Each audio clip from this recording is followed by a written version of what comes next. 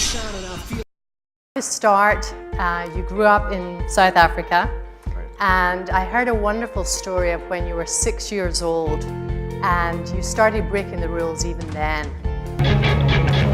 All stations verified, ready for launch. All stations acknowledge. FTS. FTS go. Prop go. AVI. AVI's go. GNC. GNC go. OSM. OSM go. Recovery. Landings go. LC, LD, go for launch.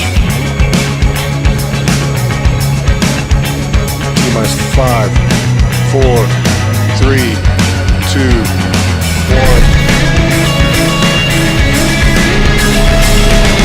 We have liftoff of the Falcon 9.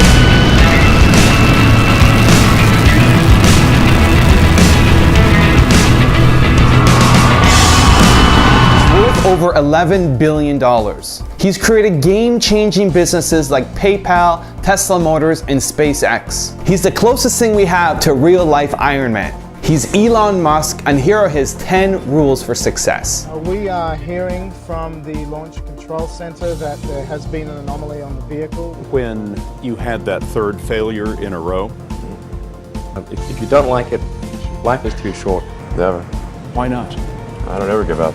I'd have to be dead or completely incapacitated. Really liking what you do. What if you don't like it, life is too short.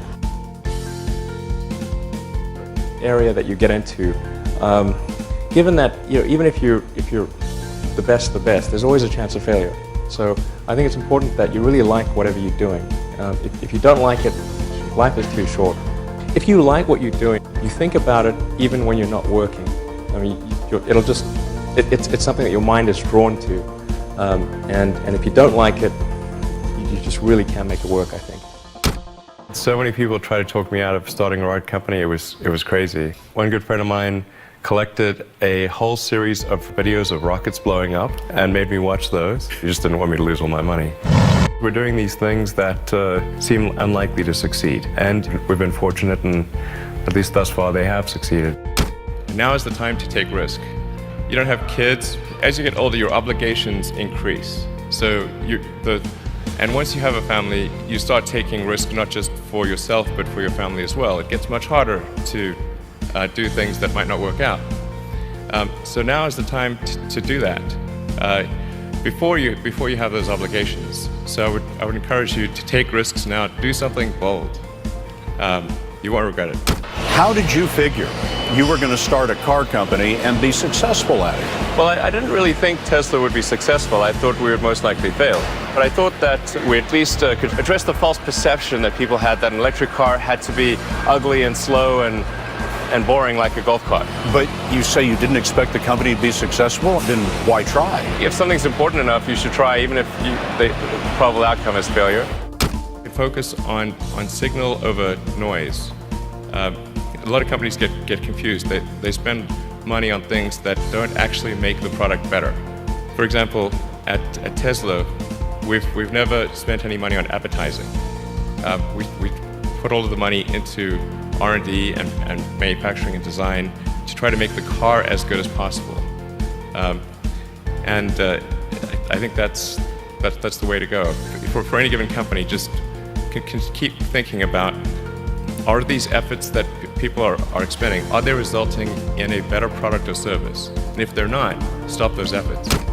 When I interview someone to work at companies, to ask them to tell me about the problems that they worked on and how they solved them. And if someone was really the person that solved it, they'll be able to answer multiple levels. They'll be able to go down to the brass tacks. And if they weren't, they'll get stuck. And then you can say, oh, this person was not really the person who solved it, because anyone who struggled hard with a problem never forgets it. If you're creating a company or if you're joining a company, the most important thing is to attract great people. So either join a group that's amazing, that you really respect, or if you're building a company, you've got to gather great people. I mean, all a company is a group of people that have gathered together to create a product or service. And so depending upon how talented and hardworking that group is, and the degree to which they're focused cohesively in a good direction, that will determine the success of the company. So do everything you can to gather great people if you're creating a company. So you've got to make sure that whatever you're doing is a great product or service. It has to be really great. And I go back to what I was saying earlier, where if you're a new company, I mean, unless it's like some new industry or new market that, if it's an untapped market, then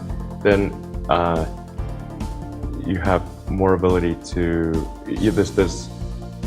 the standard is lower for your product or service. But if you're entering anything where there's an existing marketplace against large entrenched competitors, then your product or service needs to be much better than theirs. It can't be a little bit better, because then you put yourself in the shoes of the consumer and they say, why would you buy it as a consumer? You're always going to buy the trusted brand unless there's a big difference.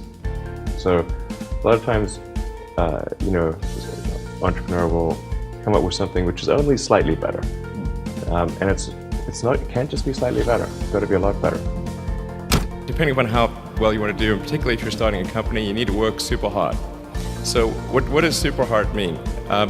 Well, when my brother and I were starting our first company, instead of getting an apartment, we just rented a small office and we slept on the couch. And we showered at the YMCA, and we're so hot up we had one computer, so the website was up during the day, and I was coding at night. 7 days a week, all the time. And I sort of briefly had a girlfriend in that period, and in order to be with me, she had to sleep in the office. So work hard, like,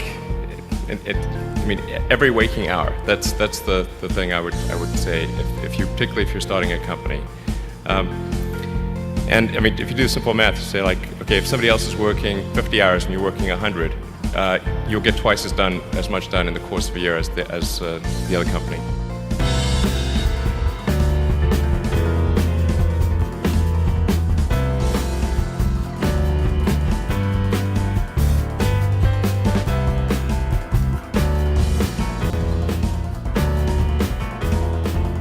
Thank you guys so much for watching. I'd love to hear what you think about Elon Musk as an entrepreneur in the comments below.